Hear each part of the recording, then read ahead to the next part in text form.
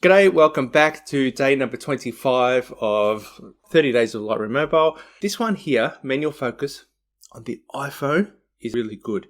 When I say on the iPhone, because what I love is the focus peaking, where you have the green overlay showing you what's in focus. And I'll show you why. I'll show you this quick little video. And you can see here, chasing bees around in my backyard.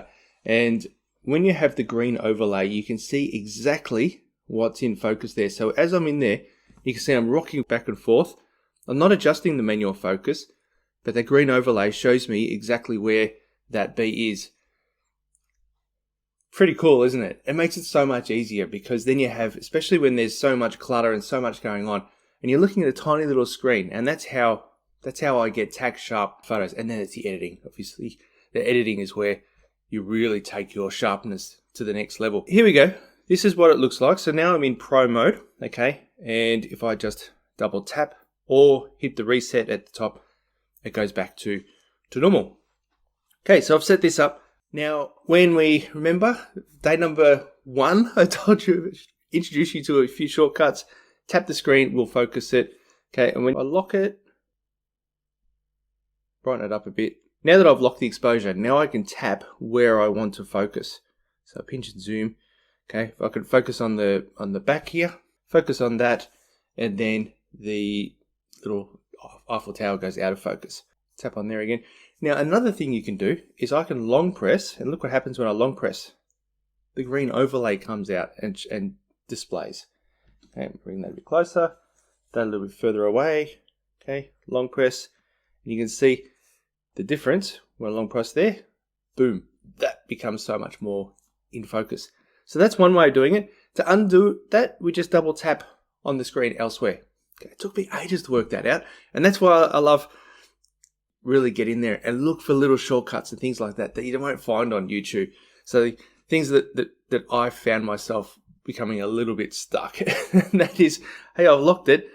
Now the only way I see that I can get out is to reset, do the whole thing. Or if I have done that, you see what happened there when I reset my exposure too, which is no good. So I want to get that exposure back, lock that in. Now, the other way, tap on the focus and you can see here a slider, which is really good. Slide all the way bottom, turns into auto. Go up. 0 is the closest focal length to the lens, so the closest focal distance, I should say. And as we go up to 100, we then go further and further and further away. So we can get right back to where the edge of that notebook is. Okay, and then it comes in closer until it gets there, and it actually moves to the front there. Now, really good one to note is that the closer you are to 0, the closer you are to the lens, the more narrow the depth of field is.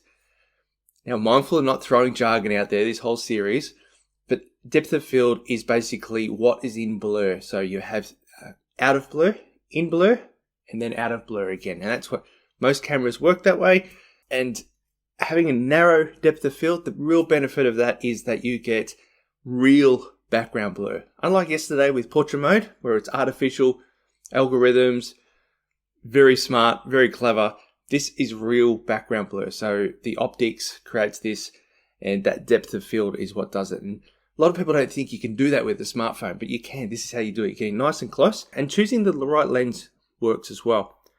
Now, you will notice that if I long press, it does auto exposure, auto focus, lock, and then I can swipe up. Same as before, we've talked about.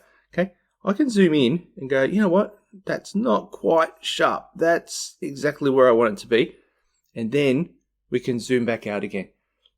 A lot of Androids, when you zoom in, lock the focus, zoom back out, it's touching the screen and it'll actually deactivate it.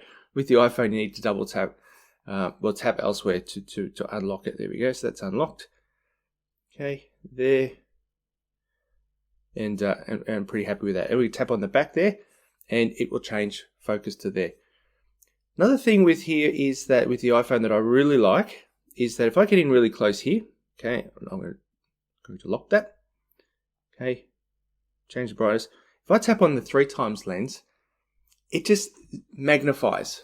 Now, You've no doubt already realized with multi-lens cameras, the ultra wide gets in right on top of it. The wide, you can get in 7-8 centimeters. The telephoto, 2 times, 2.5, 3 times. That minimum focal distance is way off again. It's way in the distance. So if you're using Lightroom Mobile and you're playing around with manual focus and you want to get getting closer to that B, and you change the lens to the wide, all of a sudden you can't get in there close enough and you need to switch back to a wide. With the iPhone, and I'm not sure what you're using and how yours works, but just having a bit of an experiment. With the iPhone, if you're really close to that B and you switch to it 3 times, it doesn't change that minimum. It recognizes and go, whoa, if I go to that lens, this isn't going to work. And it'll just magnify it, so it zooms in. And that's where we get this sort of result. So that's the scenario where I would use the iPhone. But as you saw, they're chasing the bees around the backyard with the green overlay on an iPhone. Android doesn't, obviously.